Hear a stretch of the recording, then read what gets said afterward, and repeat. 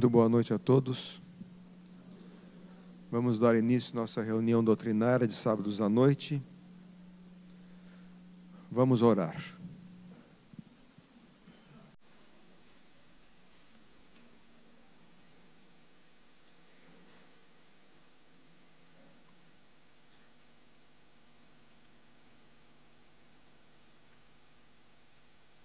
Senhor e Mestre Jesus, vós sois o nosso modelo e o nosso guia. Todo o nosso comportamento, ações, pensamentos, devem buscar sempre as orientações que nos deixastes. No entanto, Senhor, diante ainda da nossa pequenez, vos rogamos o vosso auxílio, através dos nossos anjos da guarda e dos bons espíritos que se acercam de nós. Temos ciência, Senhor, das diversas falências nas nossas existências. Mas o propósito agora, não mais a conduta anterior, mas a renovação interior do caráter, da moral, do pensamento. Inspira-nos constantemente, ó Mestre, para que possamos jamais nos esquecer do bom caminho que nos leva a Ti. Se contigo sentimos dificuldades, imagine, Senhor, aqueles irmãos que não estão seguindo os vossos passos. A eles, a nossa misericórdia e a nossa compaixão.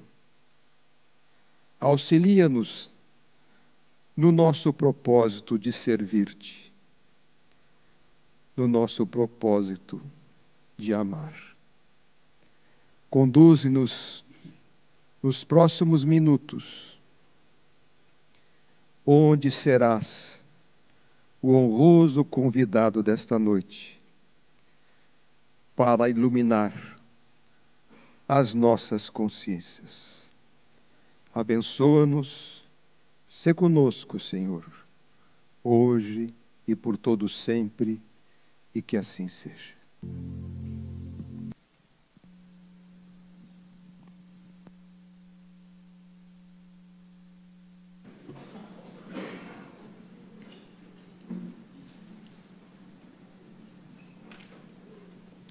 Senhoras, senhores, queridas irmãs, queridos irmãos espíritas, caras amigas, caros amigos que nos acompanham pelo Web TV Mansão do Caminho, nossos votos de muita paz.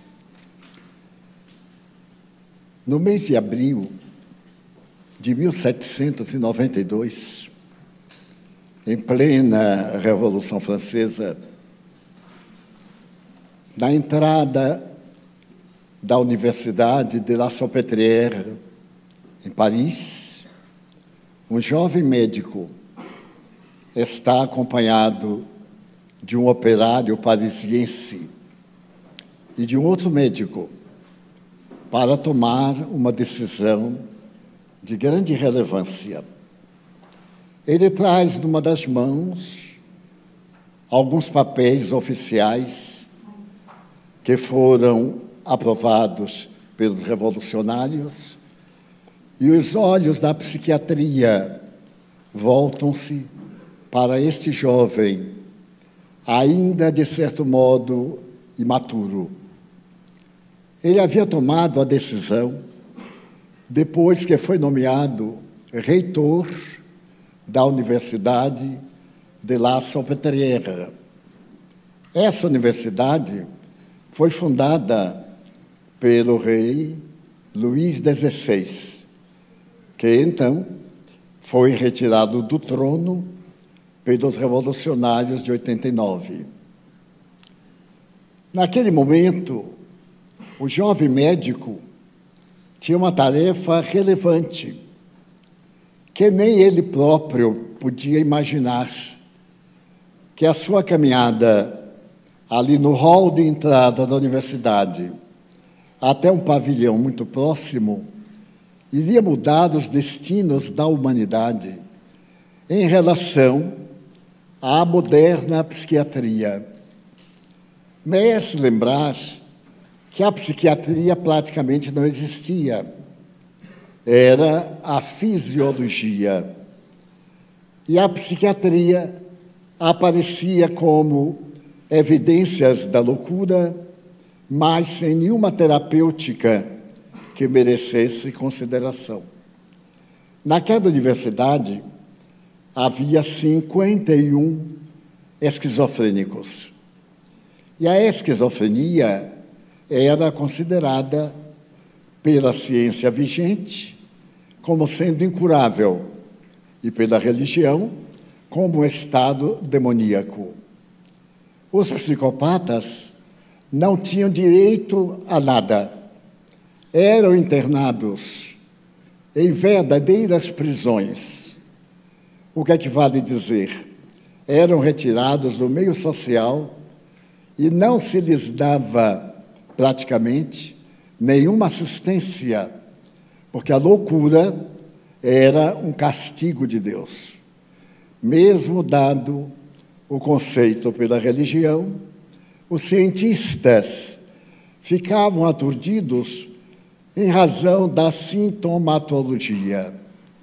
Como distinguir uma pessoa dita normal de uma outra portadora de uma problemática dessa natureza? Havia uma palavra que se dizia com muito respeito, era a palavra depression. A palavra depression vinha do latim depremeure, que significa puxar para baixo. A palavra depremeure foi colocada nos estudos psicológicos desde o século IV, quando o pai da medicina grega estabeleceu que todos os indivíduos temos distúrbios desconhecidos na área cerebral. Porém, os gregos preferiam chamar nostalgia. Aquele fenômeno que aturdia a cultura da época, 400 anos antes de Jesus, era de caráter melancólico. As pessoas mudavam de comportamento, mergulhavam numa tristeza profunda, tornavam-se violentas ou tornavam-se deprimidas. Por volta de 2000 ou de 200 anos antes de Cristo, um outro médico deu-se conta que a melancolia, em realidade, afetava o indivíduo mais do que as anotações da época representavam. E depremeure passou a ser utilizado nos gabinetes públicos. Mais tarde, por volta do século II, depois de Jesus, houve uma onda de depressão na sociedade odierna que a Igreja Católica considerou como sendo uma epidemia ou pandemia das faculdades mentais. Portanto, merecedora de uma punição de natureza espiritual. Aproximadamente no século IV, os médicos estabeleceram que esse tipo de loucura, a tristeza, as evocações melancólicas, era diferente daquela loucura agressiva. O melancólico podia tornar-se agressivo, mas havia pacientes que já começavam na agressividade. Então, a estes se deu o nome de esquizofrênicos. A causa da esquizofrenia, na época, era muito definida. Era pela hereditariedade ou pelo meio ambiente. Qualquer pessoa que fosse filha de um esquizofrênico teria 30% de probabilidades de ser depressivo também. Se ambos os pais foram esquizofrênicos, a proporção subia para 70% naquela época. E então, a ciência resolveu que havia fatores predisponentes e preponderantes. Os preponderantes eram a hereditariedade. A hereditariedade era fundamental para a saúde da criatura humana. Neste momento, um pensamento latino estabeleceu que o espírito é forte e o corpo é frágil.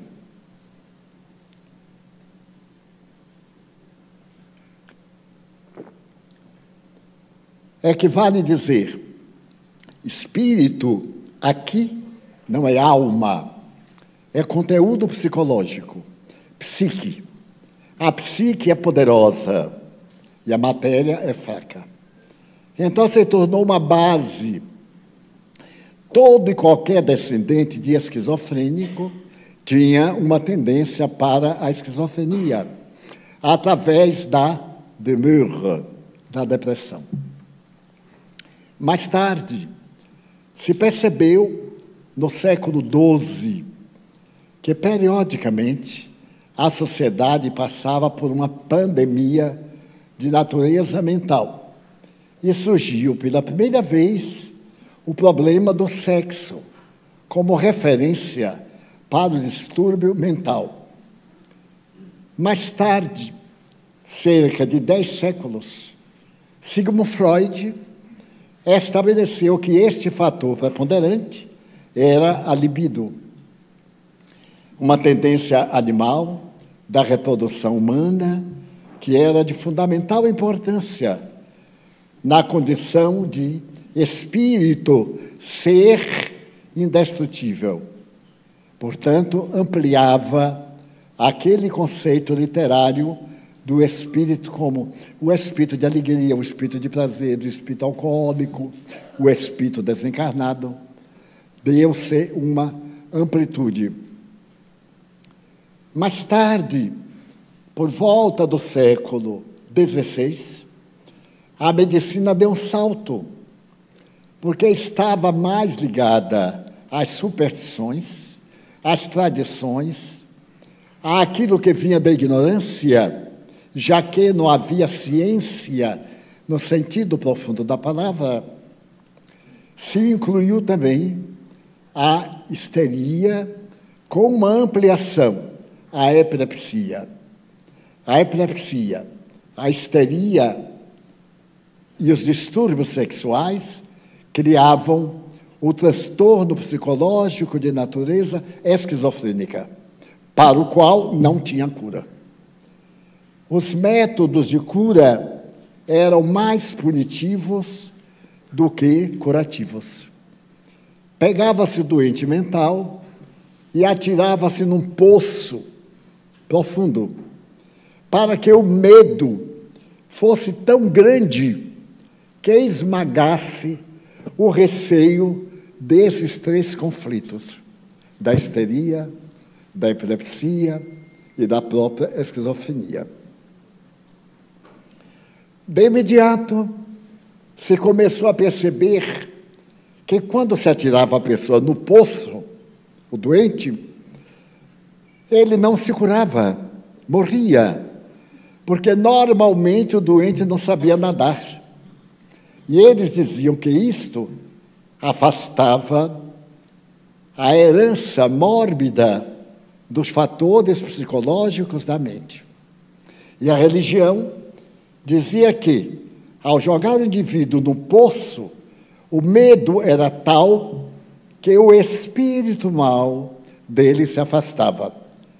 Mas o resultado é que a estatística dava o contrário, não havia curas. Aí alguém pensou, deve haver algo mais pavoroso do que jogar o paciente dentro de um poço com água, colocar serpentes dentro do poço. A visão da serpente levava o paciente a uma alucinação. E nessa alucinação, ele recobrava o sentido da vida que havia perdido. Por volta do século XVII, houve uma revolução filosófica na humanidade pós-Renascença.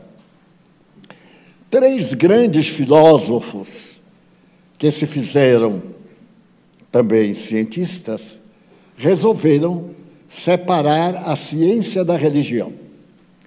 A religião era fundamental na vida da criatura humana.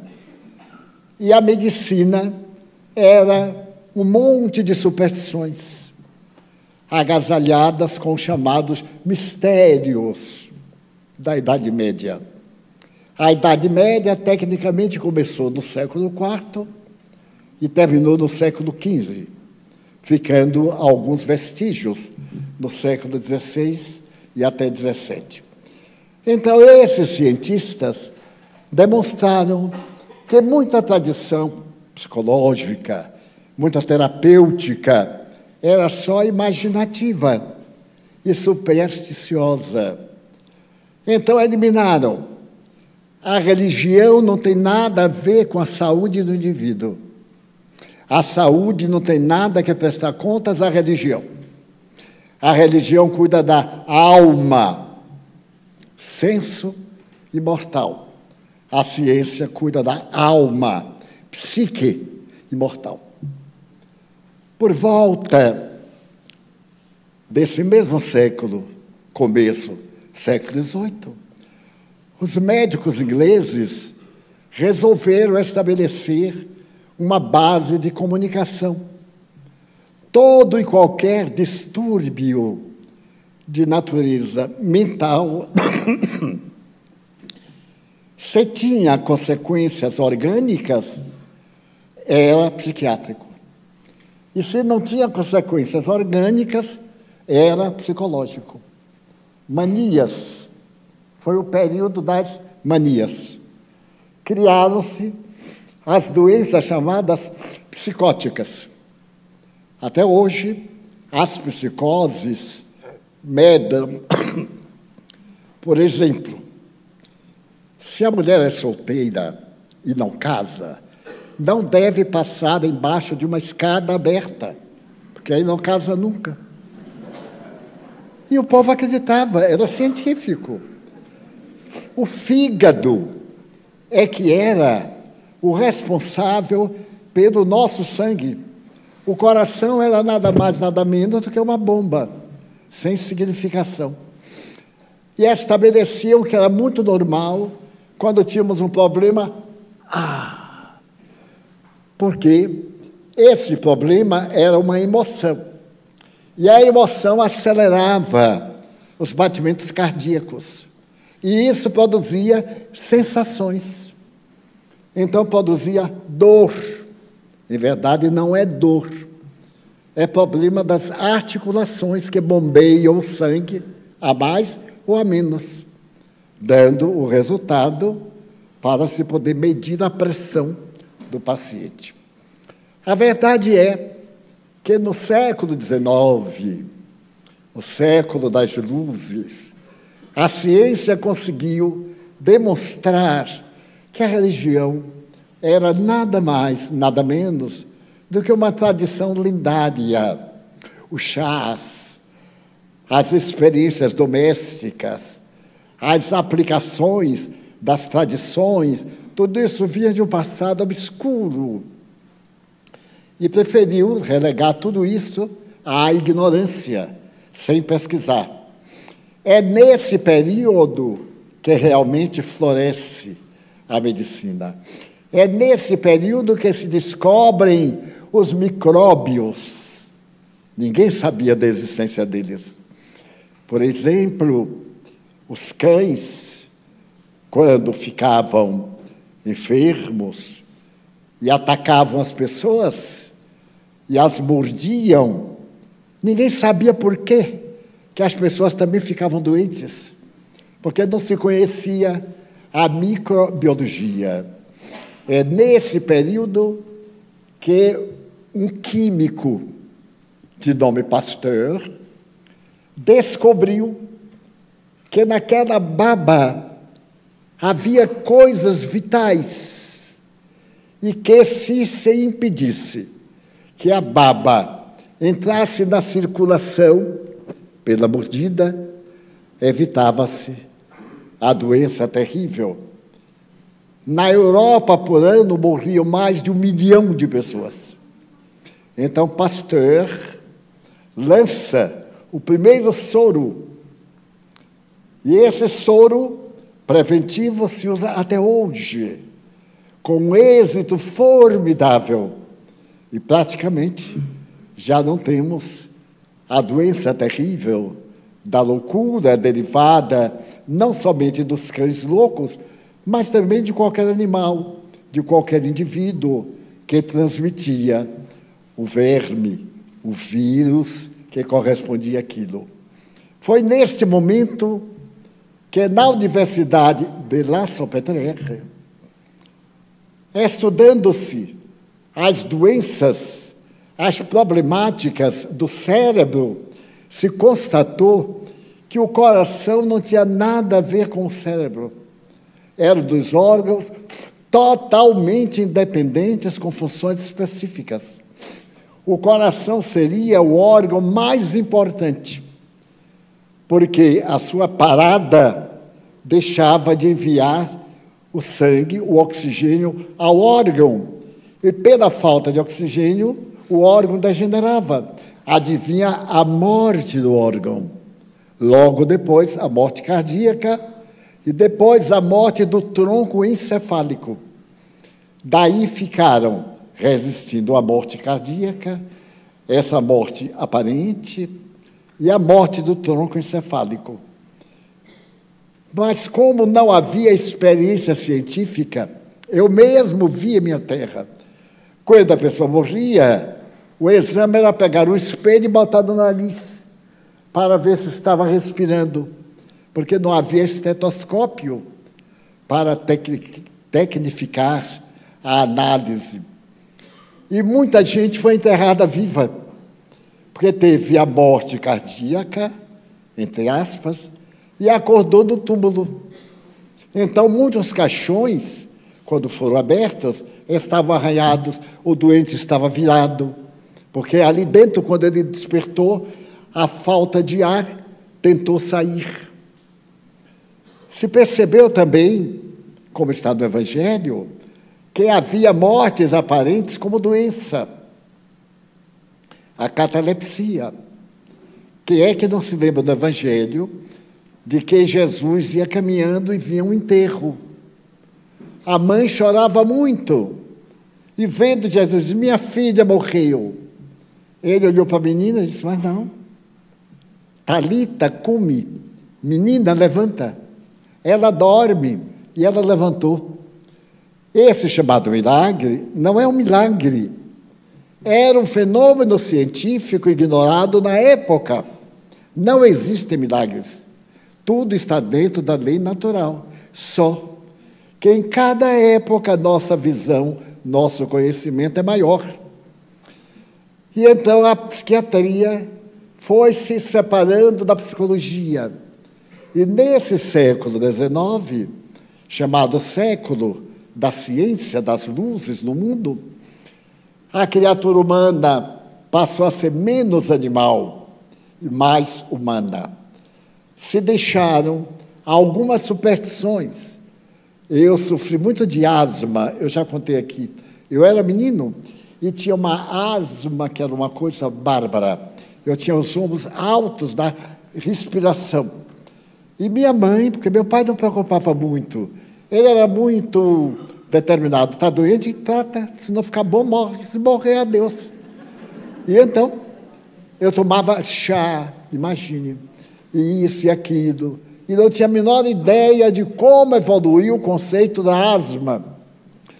Pois bem, e disseram a minha mãe que havia um remédio fatal tomava 3 vezes e ficava bom. Mas o doente não podia saber. Olha a superstição. Se o doente soubesse, a doença voltava. Minha mãe, então, disse assim, meu filho vai morrer sem saber. O filho era eu. Pois bem, qual era o remédio? Chá de pena da asa de urubu.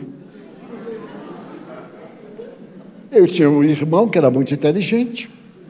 Logo que ele recebeu a missão de tirar uma pena da asa do urubu, eu estava inocente, com minha asma, com secreção, com falta de ar. E ele foi para o matadouro da cidade. Ali naquele lugarzinho bonito, agradável, cheiroso. E então ele foi com badogue e acertou na asa de vários urubus. Quase que levou um cocar de tanta pena. E minha mãe ingenuamente torrou algumas penas, moeu-as, fez chá, e eu tomei esse santo remédio que veio dos Estados Unidos. Então eu tomei. E quanto mais eu tomava, mais asma eu tinha. Os meus urubus deviam ser asmáticos já. Minha mãe era muito original, muito autêntica. Depois do 10º chá, que eu piorei, ela sabe de outro, o urubu não entra mais na nossa casa. E larga para lá. Só faltou bater na pessoa que deu a receita. E eu continuei com asma.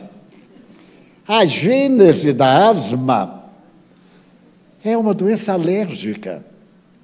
Era um estado alérgico, psicológico. Hoje é perfeitamente alérgico, psicológico. E a raiz está na mediunidade da pessoa. Então, a pessoa asmática, com problema respiratório, tem-se a ver com o espírito que está encarnado naquele corpo, sua dívida. Então, é necessário, como diz a Organização da Saúde, a Organização da Saúde Universal assevera que é uma doença da alma. Então, na alma tem que ser tratada. Que fazer? Aplicar uma terapia energética compatível com a doença. Hoje nós temos a psicossomática, a somatização de doenças por preocupação, determinados problemas gravíssimos na atualidade perfeitamente natural, que é a ansiedade. Hoje é uma pandemia. A Organização Mundial de Saúde estabelece que 93% da sociedade terrestre sofre de ansiedade. Então, aqui, nós devemos ser uns 400 ansiosos. Mas a gente disfarça, não é? Tudo bem, não é? Está tudo bem. Ansiedade. Deixa eu contar um caso muito curioso. Me aconteceu numa cidade de Santa Catarina. Eu fui para a palestra, no auditório público, estava o salão muito cheio, e quando eu cheguei, o senhor veio até mim e me perguntou assim, senhor Divaldo, a que horas vai começar? Eu disse, a propaganda diz que é às 8 horas da noite. E vai começar? Eu digo, eu não sei. Eu sou o convidado, eu já cheguei. Ele disse, vamos ver. E saiu aborrecido. Eu olhei o relógio, faltavam 10 para as 8. 8 horas já veio um homem.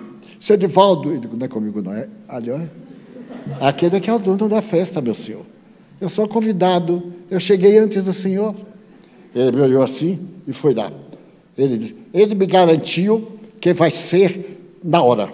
Mas eu duvido, já são 8h02. Eu digo, esse é um ansioso. Vou ter muito cuidado com ele, porque ele vai me perturbar. O ansioso é assim, né? Ele quer tudo que aconteceu ontem, que vai acontecer no século 23. E tudo explicado. E então, eu fiquei sentado. Ele veio e me disse, seu Divaldo, não levou a responder. O senhor está querendo me perturbar? Eu sou convidado. Eu venho de uma cidade muito ignorante, que é Salvador. Mas lá todo mundo é muito bem educado.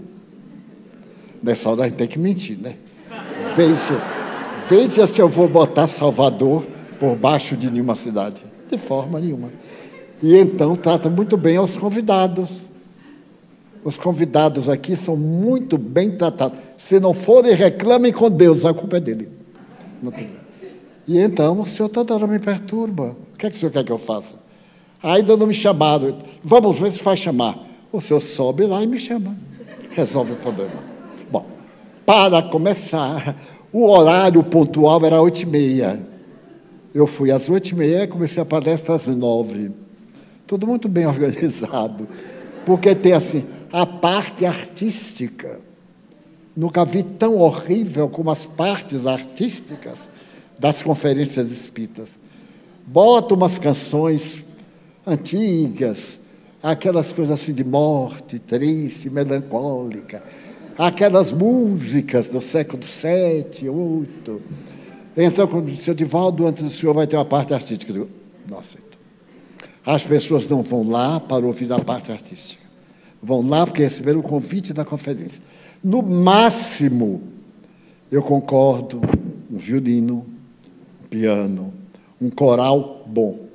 Se o coral for ruim, a gente fica até com vontade de vomitar. Quando vão dar o agudo, cada um está numa nota diferente. E a gente sente mal. É uma má apresentação. Já notaram que aqui não tem coral? Não tem. Porque para fazer um coral da forma que nós somos pontuais. Então, e é espiritismo? É espiritismo.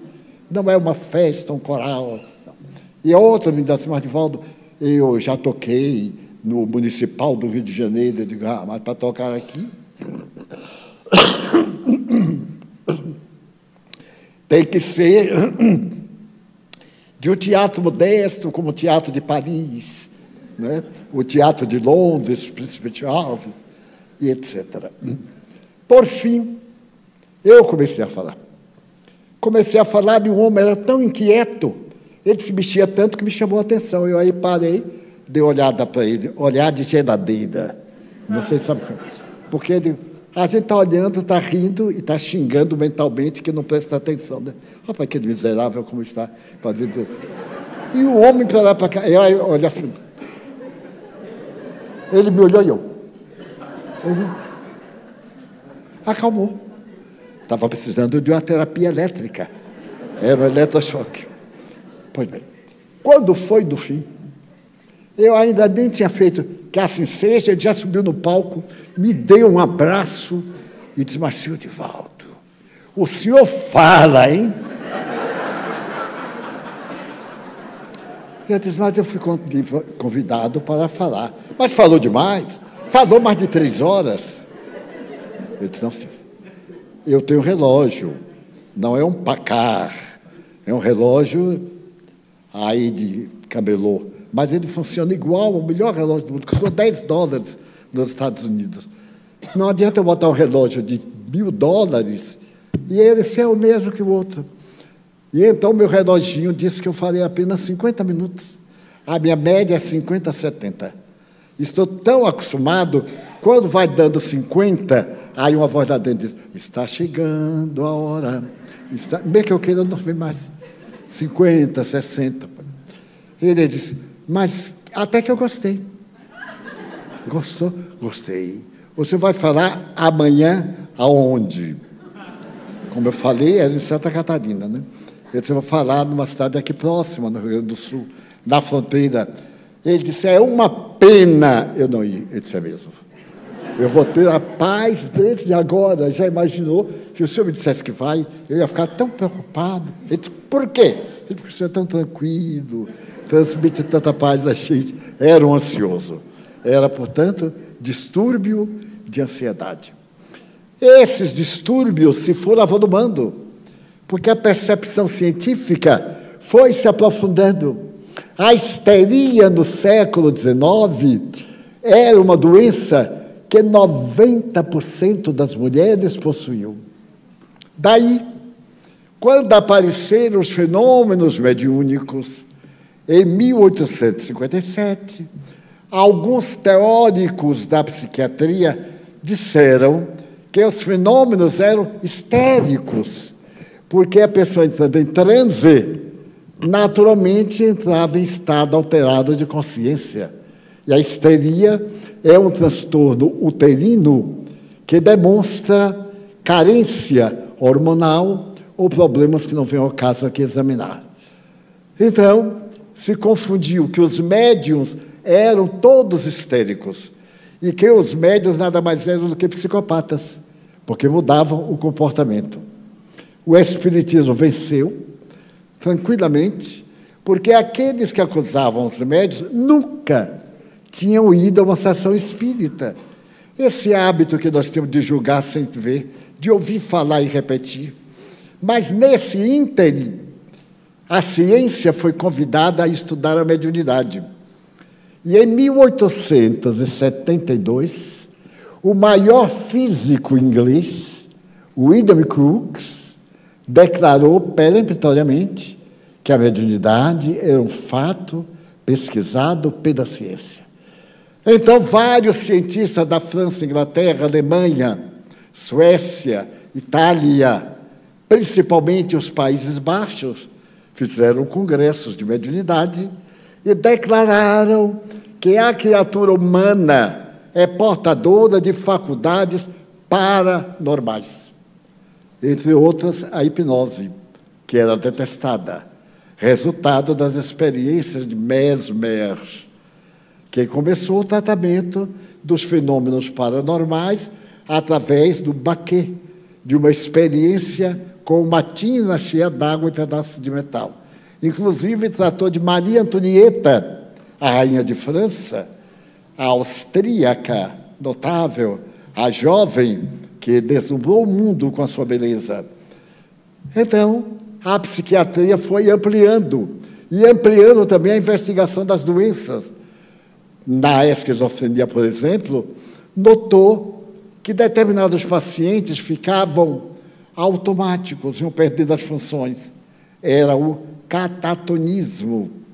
O paciente catatônico era alguém que somente respirava, mas é um estado esquizofrênico, cujas raízes estão na psique. Não é uma doença orgânica, é eminentemente de natureza psicológica. Foram descobrindo outros ramos. Havia, por exemplo, a loucura dos jovens. A ciência denominou como hebefrenia.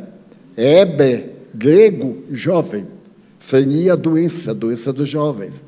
Foi ampliando e hoje, quem não tem um problema psiquiátrico não é normal. É tão interessante a gente perguntar assim, qual é o seu psicólogo? Ah, meu psicólogo disse que hoje ia chover. Ah, e aí fica com inveja, porque virou também uma necessidade psicológica.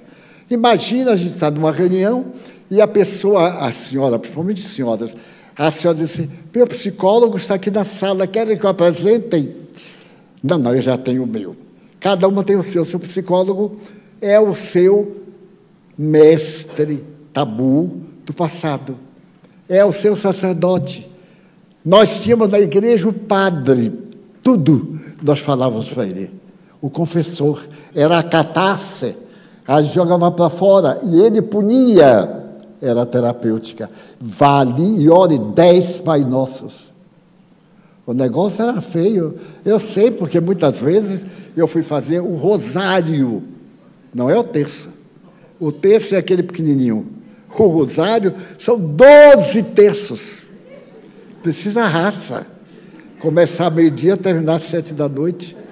Qual é a esquizofrenia que aguenta? Não aguenta. Fica boa. E então, a psiquiatria foi conquistando. Mas há casos interessantíssimos. Porquanto, por volta do ano de 1932, em Viena, apareceu um médico americano que percebeu que a esquizofrenia, a loucura e a depressão são ramos da mesma árvore. Pode ser atenuada a qualquer uma dessas através da desoxigenação cerebral. porque o notável psiquiatra português Egas Muniz havia feito uma experiência encefálica. Ele tirava uma parte do cérebro e a pessoa ficava sem esquizofrenia. É claro, ficava idiotizada. Uma irmã de Kennedy foi submetida a esse método e ficou doente e morreu recentemente, porque era o máximo. Ele ganhou o prêmio Nobel de ter feito essa experiência com o doutor Moreira, aqui de Salvador, aquele do Hospital Moreira. Pois bem, foi havendo os métodos de cura. Vamos analisar alguns rapidamente. Se percebeu, por exemplo, que num sanatório psiquiátrico, sintoma de prisão, de doente mental, um doente, uma mulher, sofria de depressão profunda. E então, ela teve uma problemática cerebral, ficou profundamente deprimida. E não tomava banho, que é um dos sinais da depressão. Eu espero que aqui todo mundo tome banho pelo menos uma vez por mês. Pelo menos. E então, obrigaram a banhar-se, levaram a uma banheira, 3 enfermeiros, e obrigaram. Quando estavam obrigando, ela tanto lutou que bateu a cabeça na borda da banheira.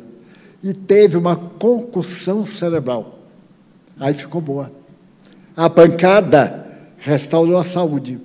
E eles notaram que aquela mulher agressiva, nesse momento, ela despertou e perguntou assim: aonde está meu marido? Estava com o juízo do lugar, porque até então ele não lembrava do marido. Então ficaram admirados. Olha, quer dizer que um golpe na cabeça tanto botava maluco no passado, como curava. Então um golpe cura. Mais tarde, na Alemanha, em Berlim, no sanatório psiquiátrico, um psicopata fez uma corda com os lençóis e enforcou-se. Quando ele estava se debatendo, o guarda percebeu, cortou a corda, ele respirou, ficou bom. Então, os cientistas denotaram: enforcamento, quando não mata, cura. Olha, mais tarde ainda, um outro louco, em Zurique, saltou da janela do 3º andar do sanatório e, antes de cair, ele repousou nos fios elétricos e tomou uma alta carga de eletricidade e foi jogado longe. Não morreu, ficou bom com eletrochoque. Então, os psiquiatras notaram: eletrochoque, quando não mata, cura. Então, temos aí 3 fatores, mas todos eles levam a uma causa única: falta de oxigênio cerebral. Esse médico americano percebeu que a insulina e o metrazol, quando aplicados em determinada dose, fazem a desoxigenação cerebral. E começou a aplicar o método e os pacientes deprimidos melhoraram. Entre os pacientes dele, Nijinsky, aquele bailarino, ele era psicopata, o maior bailarino do mundo em todos os tempos. Ele dava o salto tríplice. Pois bem, então, começaram a aplicar a insulina e o metrazol. Porém, como não se sabia qual é a dose, muita gente morreu por excesso e outros morreram por falta. Mas, nesse ínterim, o médico holandês percebeu que o cérebro de um esquizofrênico é diferente do cérebro de um epiléptico. Quando morria o epiléptico, ele tirava o cérebro e estudava. Pegava o cérebro do esquizofrênico e comparava. Então, naquele momento maravilhoso, ele notou que a esquizofrenia curava o estado de epilepsia. E a epilepsia evitava a esquizofrenia. Quer dizer, uma doença curava a outra. Imagine sair da epilepsia para a esquizofrenia. É uma vantagem muito grande, né? Muda de remédio. Então foi aquela maravilha. Chamava-se Stanislaus. O doutor Stanislaus lançou a moda em 1935. A ciência psiquiátrica adotou, mas percebeu que a problemática era mais profunda, que nem todo epiléptico estava isento da esquizofrenia. Às vezes era epiléptico e esquizofrênico. E ainda tinha outros transtornos, porque tudo dependia da hereditariedade do indivíduo. O estudo profundo levou à mudança de terapêutica. Percebeu que o número daqueles que morriam picados pelas cobras era muito grande. Então tiveram a ideia de mudar o tratamento totalmente. E surge o eletrochoque. Por volta dos anos 40, eletrochoque terapia produz no indivíduo a anóxia, a ausência do oxigênio cerebral. E, por consequência, vem a melhora. O eletrochoque teve seu período, eu conheci de perto o eletrochoque. Nos anos 50, a psiquiatria percebeu que o eletrochoque abalava o sistema nervoso central. Era bom, mas tinha sequela. O doente ficava com várias manias, com toques maníacos. É nesse momento que surge a grande terapêutica dos remédios faixas negras, dos remédios específicos para o fenômeno esquizofrênico. E os pacientes começaram a curar. Na atualidade, a estatística é, em cada 100 esquizofrênicos, fazendo a terapêutica através dos produtos específicos para os neurônios cerebrais, 80% recuperam. Não ficam absolutamente sadios, porque o absolutamente sadio é maluco. Qual é o indivíduo que não tem uma maniazinha, né? A gente tem uma maniazinha. Desde as manias, vícios de linguagem. Eu fui ouvir uma vez um orador famoso e fiquei fascinado com o vício de linguagem dele. Ele dizia isso, né? Porque estávamos todos alegres, né? E então fazíamos isso, né? Eu digo, ele é do grupo, né?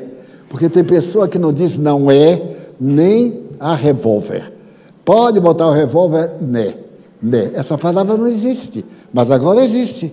Todo mundo fala, né? Então, ela foi criada, porque o povo é que faz a língua. E daí, houve uma renascença dos tratamentos, e ter hoje um pouco de esquizofrenia é até algo elegante. Por exemplo, Newton, aquele que viu a maçã cair e descobriu a lei da gravidade, o gênio, ele tinha uma mania. Não podia entrar no quarto, porque se entrasse, deitava. E certo dia, ele foi convidado pelo rei para um jantar. Mais ou menos às 17 horas, ele entrou no quarto para trocar de roupa, e quando ele bateu a porta, estava pendurado o pijama. Ele disse, o que é que eu vim fazer aqui? Pegou o pijama, vestiu, se deitou e deixou o rei esperando. Era uma mania. Todos nós temos. Eu só não conto a minha, que é para vocês não ficarem observando. Mas quem pagar, eu conto. Então, todos nós temos uma maniazinha.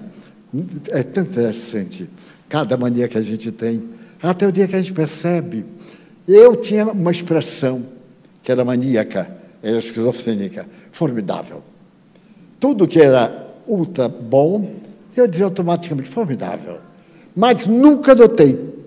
Eu ouço as palestras para corrigir alguns erros, nunca notei. Um amigo meu daqui do centro estava conversando e alguém falou uma coisa fantástica. Ele olhou bem para mim e fez, formidável, né? Eu aí percebi. Ele estava me advertindo. Ele disse assim, você gosta dessa palavra? Ele disse, não, é que você, qualquer coisa é formidável. Nunca mais eu falei. Nem Jesus descendo à terra, para mim, não é formidável. É fantástico. Deixa eu falar. Então, todos nós temos.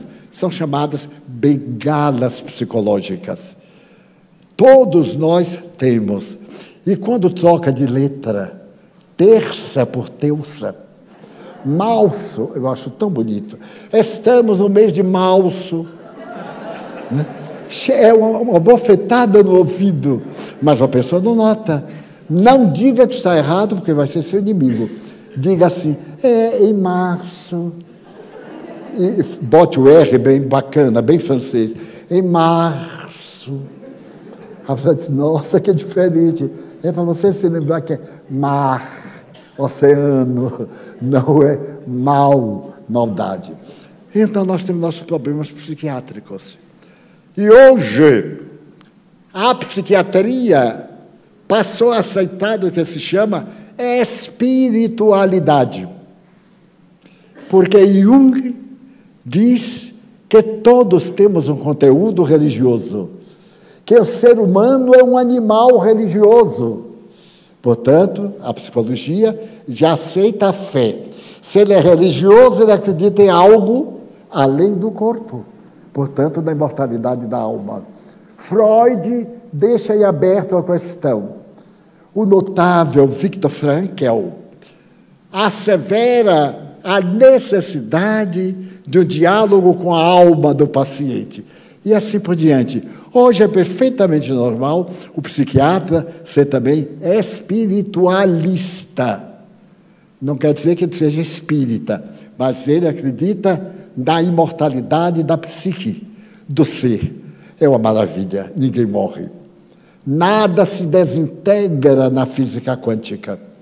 Tudo é compacto, tem vida, tem unidade, mesmo quando nós não alcançamos. Então ninguém vê onda nenhuma, e nós vivemos no mundo de ondas. Desde as ondas Hertz, àquelas mais transcendentes do macrocosmo.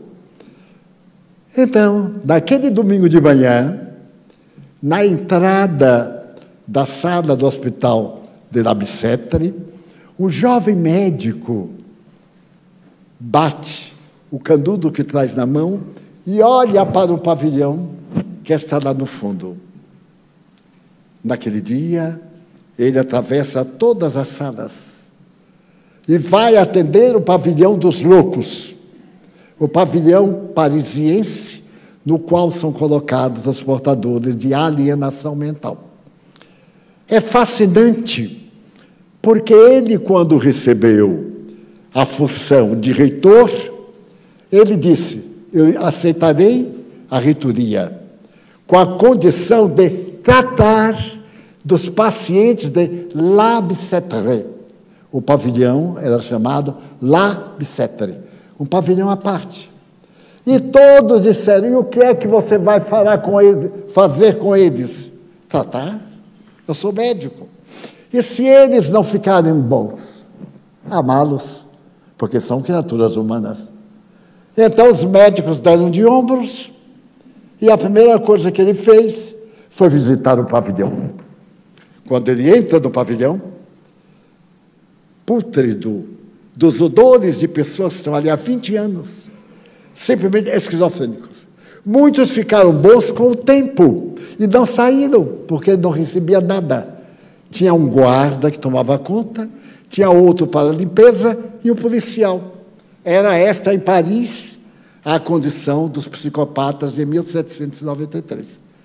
Ele, então, entra e vê as celas todas fechadas com cadeados, uma corrente passando pelos cadeados e a chave mestra.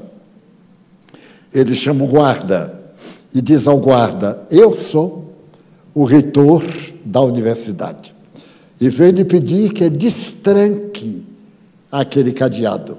A partir de hoje, ninguém dormirá em cela fechada pelo crime de ser esquizofrênico. Que grandeza de alma, né? Que poder salvar a humanidade, um homem. O guarda disse mais, o que é que quer que faça? Que abra. Mas, doutor, eles são loucos. por isso mesmo deveremos abri-los. Se eles fossem sadios, não estariam aqui. Mas, doutor, se eu abrir, eles me matam. É um risco que o senhor vai assumir. O senhor veio trabalhar num hospício. Espera encontrar o quê? Pessoas com trajes de maiô? Não, encontrar louco. No hospício, o que é que tem? Louco. Ele diz assim, eu não abro. Ele diz, muito bem. Chamou a pessoa que estava com ele, que era um operário, um serralheiro, que estava com uma pasta e um serrote dentro, e disse, cerre o cadeado. O homem então respondeu, mas doutor, como ele disse, tudo é louco.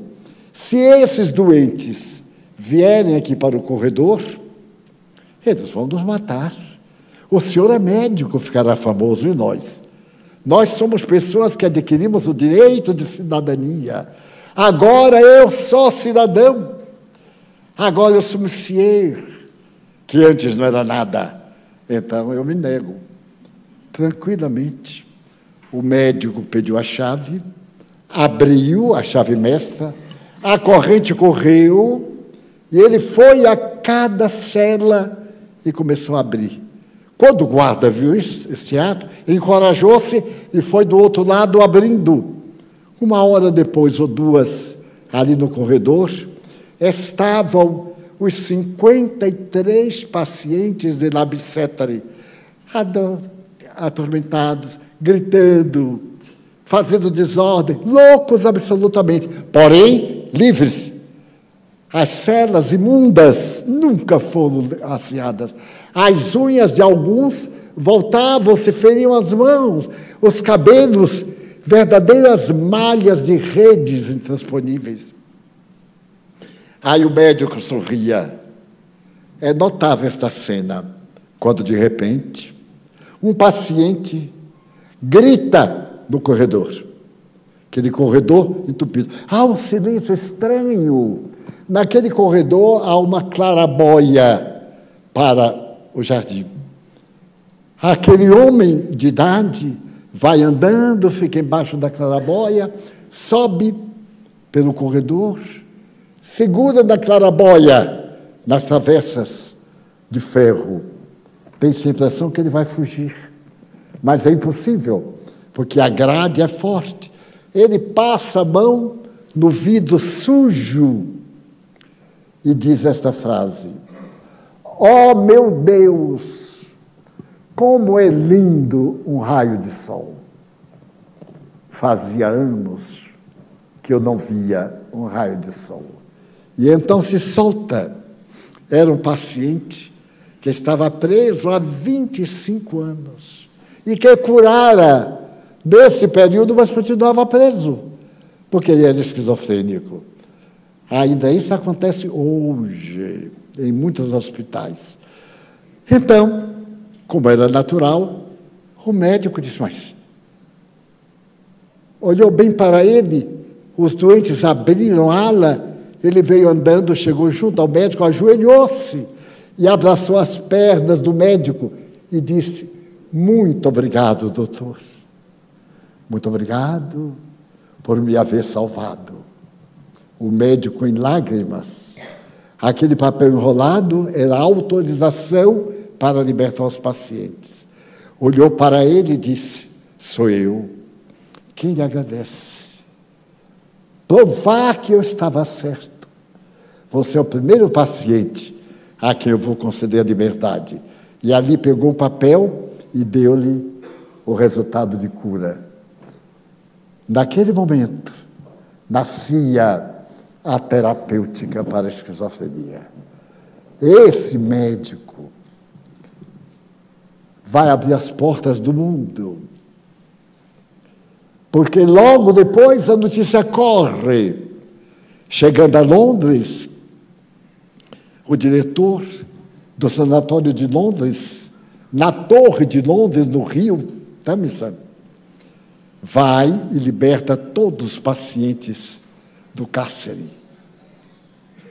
Em Roma, o médico diretor liberta todos os pacientes.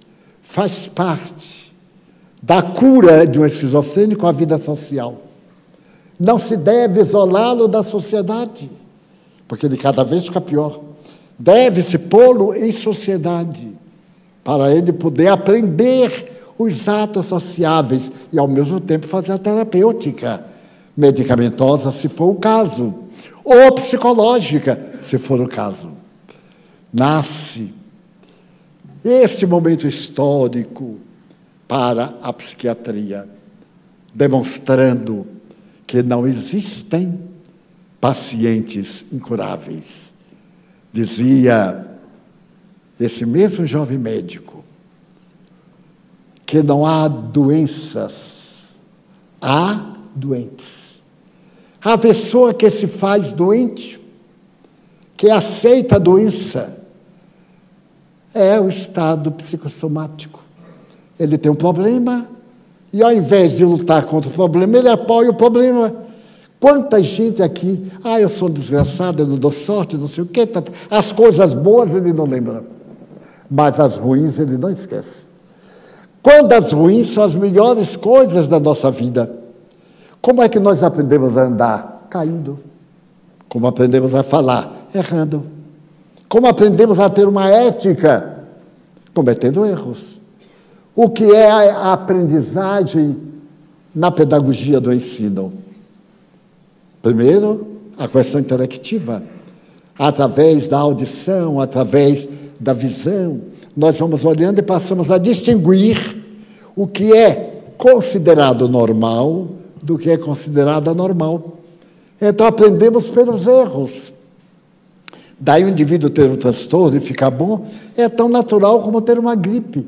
Já viram que nada é tão ruim como a gripe no começo? Meu Deus, a gente não respira, não faz nada. Eu fiquei bom da minha asma, mas há 80 anos. E até hoje eu tenho a tossezinha, que é o efeito dos brônquios que foram afetados pelo meu espírito reencarnado, que era devedor. E por quê? Porque numa encarnação anterior eu suicidei-me, afogando-me nas águas de um rio. Então, até hoje eu tenho horror à água, mas tomo banho.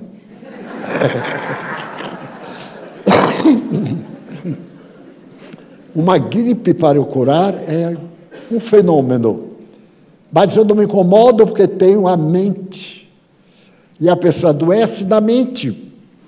Então eu digo, não estou doente, eu estou com consequências, e a melhor maneira de se libertar da consequência é enfrentar. Muita gente não pode sonhar com boi, porque dá azar, né? Ignorância, tese da ignorância. A libido desenhou algo desagradável, e a pessoa se sente ofendida do todo e passa a ter esse pavor do animal feroz que vai atacar. E ele se torna um sonho recorrente, porque não é do cérebro, está no espírito dele. Então, o que fazer? Toda vez que tiver o sonho com o boi correndo atrás, e o boi vai pegar, na hora que ele acorda, no próximo sonho, colabore. Quando deitar, diga assim, se o boi me aparecer, eu vou dizer, senhora, você quer ir a Sevilha para nós fazermos uma tourada? Levar da zombaria. E se ele aparecer no sonho, nosso inconsciente deve dizer, não, isso é um sonho. Enfrentar, porque é uma imagem do inconsciente, não é uma realidade. E o sonho desaparece, porque desaparece o trauma psíquico que gerou o medo do boi e ficou fixado. Toda vez que tem qualquer coisa errada, o boi está ali para fazer justiça. Mas o que a ciência descobriu é que, dos fenômenos de natureza psiquiátrica, o ser, que é o espírito imortal, desvela-se de suas vidas passadas. E nem toda esquizofrenia, nem toda histeria, nem toda epilepsia, nem toda é de natureza orgânica. Um grande número de natureza espiritual. A isso chamamos obsessão. Na língua portuguesa, obsessão é tudo aquilo que se fixa e se torna uma ideia repetitiva. No capítulo 23 do Livro dos Médiuns, Allan Kardec aborda as obsessões. A maioria de nós tem esse gatilho, que é uma lembrança dos nossos erros passados que nós trouxemos. Eu trouxe a herança do suicídio. O corpo me marcou com o efeito de uma morte através do afogamento. Outros têm isso, têm aquilo. Tem, inclusive, o câncer. Porque o seu espírito marca no perispírito débito. E o perispírito projeta no corpo, e o corpo produz a degenerescência cancerígena. Então, a terapêutica médica é valiosíssima, mas em alguns casos não é única, porque o indivíduo é devedor perante as leis de Deus. Ele deve trabalhar pelo bem, para que o bem anule o mal que ele fez. Então, anulando o mal que ele fez, desaparece a causa do remorso, do conflito inconsciente. Desaparecendo a causa, a parte do perispírito que está dilacerado permanece e se refaz. E o indivíduo vai deitar mal, quanta gente mal. Depois levanta-se no dia seguinte, maravilhosamente bem. Eu conheço um dos casos mais impressionantes de um amigo, deputado federal do Paraná, que estava em Brasília para visitar seu irmão, que estava no hospital de Sara, com um câncer ósseo. E então estava para ser transportado, mas ele piorou tanto que os médicos esperaram que ele falecesse. Então seu irmão veio de Curitiba, acompanhado, despediu-se, ele no estado desesperador. O irmão se despediu chorando, sabendo que naquela noite ele partiria. Quando o deputado sai do hospital e vai pegar o carro, foi atropelado e morreu. E o paciente, quando soube que o irmão tinha sido acidentado, teve um choque tão grande que contribuiu para a recessão do câncer. E se reabilitou, está vivo até hoje. Um dos maiores cancerologistas americanos, Dr. Boris Siegel, da Universidade de Yale, fala muito uma coisa interessante. Nós, quando falamos câncer, pronto, já morreu. Não, não é assim, não. O número de pacientes curados é tão grande que a gente não tem ideia. Mas ninguém faz estatística de cura, só faz de morte. E então há muito mais curados, desde quando a doença é percebida e tratada convenientemente, até aqueles muito graves.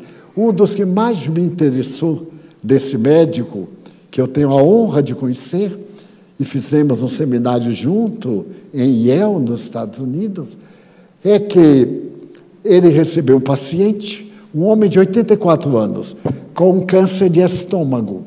A filha deste homem era enfermeira dele e disse: doutor, meu avô é a pessoa mais teimosa que o senhor imaginou. A gente deve operar, é a opinião geral, mas é irreversível, porque já tem metástase.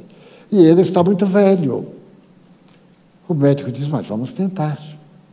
Tentaram, o paciente foi levado à cirurgia e com 5 dias teve alta, mas não voltou para saber qual a terapia que devia fazer, químio, ou rádio, ou uma terapia psicológica. E nunca mais o médico ouviu. A sobrinha dele dizia: vovô ainda está vivo. Certo dia, o médico estava na igreja, que era protestante. Quando veio o paciente curado, com 88 anos, sorrindo, o médico disse: mas você está com isso? Está tomando algum remédio? Não, senhor. Doutor, eu estou em dívida com o senhor. Eu fiquei tão contente depois da operação que nem fui agradecer ao senhor. Saí. Agora eu estou com tormento na minha mente. Eu não perguntei ao senhor o que é que eu podia comer. O médico disse: o quê? Eu não perguntei. Ele disse: mas você está comendo há 6 anos. Ele disse: mas será, nada disso me faz mal? Ele disse: não, pode comer até brasa, que seu estômago é uma fornalha. Ele disse: muito obrigado. A partir dali, ele começou a sentir dores no estômago, porque veio a lembrança, veio a psicose da doença, e ele morreu com 90. Eu já passei, estou com 96. O câncer pode chegar aí, eu digo assim: já passei. Já passei dessa fase, eu estou agora na fase, o que é que ele tem? Morre, mas não morre, pé lá, pé cá, e eu desfrutando. Então, para ver, a questão psíquica na doença tem muita importância.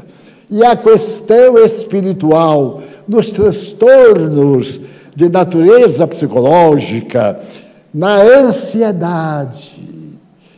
Porque eu queria chegar à ansiedade, demorei um pouquinho, não foi? Então, a ansiedade.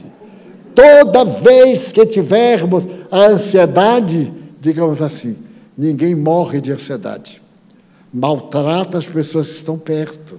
Porque o ansioso não fica quieto. Eu tenho um filho que é excelente, é impressionante. Mas eu não convivia muito com ele. Oportunamente, eu fiquei velho e Mário colocou meu filho para tomar conta de mim. Veja que inversão. Em vez de colocar assim, como é que chama? Uma velhota que toma conta da gente. É mais uma velhota, mais ou menos velha, né? mais para jovem. Pediu a meu filho. E ele é extraordinário, ele toma conta de mim. Eu fico deitado e ele diz assim: tio, eu estou aqui na sala, viu? Eu digo: meu filho, e se você morrer? E se eu morrer? Quando você vier, eu já estou morto. Não, o senhor me chama. Então, na hora que a coisa apertar, o senhor grita: fulano, estou indo. Eu estou aqui na sala. Outra vez, eu digo: sente um pouquinho, meu filho. Ele senta. Peraí que eu vou ali e volto já. 3 horas depois, ele: tudo bem? Eu digo: tudo bem. Graças a Deus. Então, aí, no domingo passado, eu estava ótimo. Mas, como eu tive um problema numa perna aí, e o médico me deu uma injeção maravilhosa, que me amputou um dos dedos, eu fiquei com um problema na perna, graças à ética do médico, que, aliás, ficamos amigos da mesma forma. Não me incomodei, porque está no meu carro para puxar da perna. Eu acho tão chique puxar da perna, né? Muito bem. Então, eu estava no quarto, meu filho tinha ido, eu volto já, e desencarnou. Então, eu fui pegar numa caixinha assim, em pé, peguei a caixa, e quando eu virei, um pé disse para o outro: vamos derrubar ele? Me derrubou. Aí eu senti aquela coisa e disse: ai, meu Deus, eu estou caindo. E aí eu mesmo achei graça. Ai, cuidado com a cabeça, porque o que mata velho é queda. São 3 coisas. Queda, número 1. Quem tem aqui mais de 70, vai ajeitando o pé. Primeira queda é tentativa. Segunda queda, promessa de paralisia. Se for mulher, dá uma sorte, é problema ósseo da cadeira, aí já fica usando aparelho, daí a tantos dias, dá adeus, a gente vai com Deus. De qualquer jeito, vai com Deus. E então, eu me vi cair e disse: vou bater a cabeça. E a cabeça não pode. Eu aí botei a mão na orelha para não bater a cabeça no chão, porque eu me lembrei do centro de blocar. Eu digo: bate aí, o blocar me bloca a cabeça, eu estou acabado. E segurei no ar. Então foi uma queda artística. Ninguém viu. Então as tias que moram conosco disseram assim: mas Divaldo, por que você não chamou? Eu disse, porque Deus não avisou que eu ia cair, né? Mas já é a 12ª. Eu acho formidável. Vocês já tiveram a sensação de voar? É assim, a gente vai voando e procura em que pegar. Nada. Então, aí de casa, eu bato, e espero. Para ver se não teve qualquer derrame lá dentro. Na minha primeira queda, que eu era saudável, foi no banheiro. Eu caí. E então eu fiz o teste, para ver se quebrei algum osso. Puxei o osso para lá, para cá, os ossos ótimos. Então, eu disse, agora vamos ver se houve alguma hemorragia interna. Veja que é muita maluquice, né? Aí eu levantei devagar. Nada. Quando eu vi que estava bem, abri bem a torneira e ri meia hora. Aí fui cuidar dos efeitos da queda. E as pessoas perguntaram, o que foi, Divaldo? Uma queda. Cuidado, hein? A gente cai não é por falta de cuidado, não. É porque está no karma. Porque quem é que gosta de uma queda? E um outro detalhe, graças a Deus, minhas quedas nunca tiveram uma testemunha. Aliás, teve uma. Porque o pior da queda é a pessoa olhando para a gente. A gente levanta, se não tiver ninguém, a gente diz umas palavras sonoras. Né? Mas se tiver alguém, fazer quase se desculpando. Olha que elegante. Eu estava em Nápoles e tinha feito uma excursão pelas 5 cidades. E saindo, eu fui ao lavabo. O sol muito forte, a escuridão. Na hora da saída, o lavabo fica abaixo do nível da rua. Eu não calculei bem a escada e então não contei o último degrau. E quando eu levantei o pé, que batia assim, pá, aí eu voei, mas que coisa linda. Eu olhei o povo, eu voando. Aí dei uma raspada no asfalto, calça, joelho, cotovelo, tudo que tinha junta, achou de juntar. E os meus amigos estavam me esperando. Quando eles me viram fazer aquele voo, eles disseram, ele caiu. Meus irmãos, eu tenho um temperamento muito original, porque naquele momento que eu estava assim no chão, bati a cabeça que eu fui na zona infernal e voltei. Aí chegou um homem, e eu não sei o que me deu na cabeça, eu olhei para ele, era um japonês, tinha as marcas. Eu fiz assim, arigato. Ele disse, I speak English. Me too. Olha, é muita loucura. O que é que eu tenho para falar inglês com o japonês? Resultado, rasgou a calça, porque asfalto, rala. Ficou aquela rachadura, ardia. E eu não podia demonstrar meus amigos, né? E eu rindo. Está doendo de volta? Não. E quando fomos para o hotel, vamos ao jantar? Eu digo, não. Fui fazer curativo das coisas. Porque a vida é uma bênção que Deus coloca diante de nós para a saúde integral. E a saúde integral é a alegria de viver. Nada nos entorpeça os sentimentos. Nós somos o que fizermos de nós. Não foi fulano, Beltrano que me atormentaram. Eu é que me atormento com o que o povo disse. Então, eu estou no mundo não é para sofrer, é para superar o sofrimento, para bendizer tudo aquilo que me aconteceu.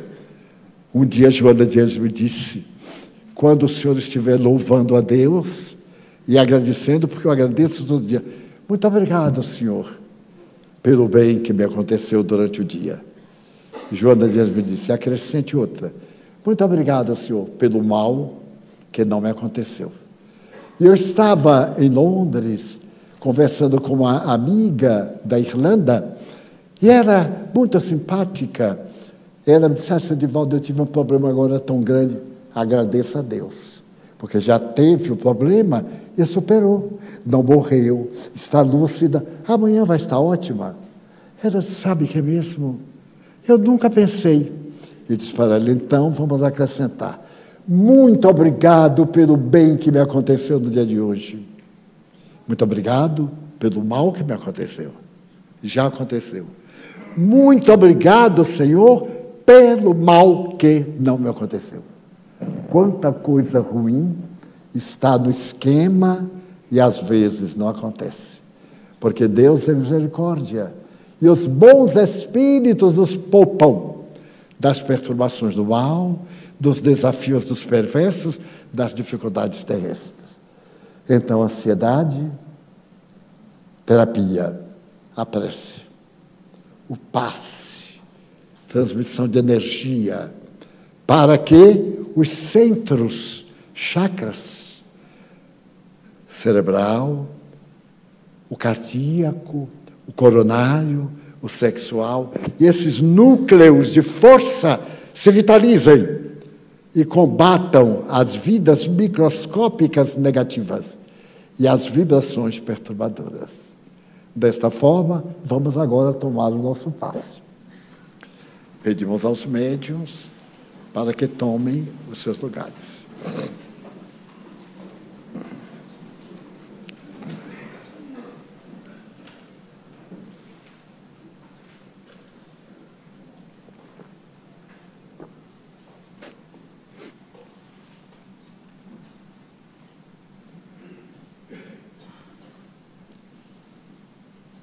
Nosso divino amigo, abençoa os companheiros de mediunidade que irão aplicar nos passes. Ajuda-os a canalizar as energias espirituais saudáveis para o nosso programa de saúde. Abençoa-os e abençoa-nos também aos nossos familiares, às pessoas queridas, àquelas que fazem parte dos nossos sentimentos afetivos. Senhor, ajuda-nos a lutar contra as forças do mal em pessoas que nos perseguem, em espíritos que nos aturdem. Ajuda-nos a trabalhar no bem, em favor da humanidade melhor. Também te pedimos, em favor da nossa casa, para que permaneça um núcleo de bênçãos para os sofredores e enfermos. Também te pedimos, em favor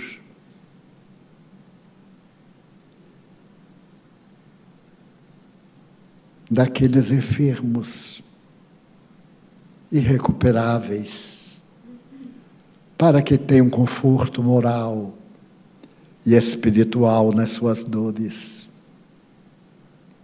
pelos obsidiados, a fim de verem-se livres de perturbação.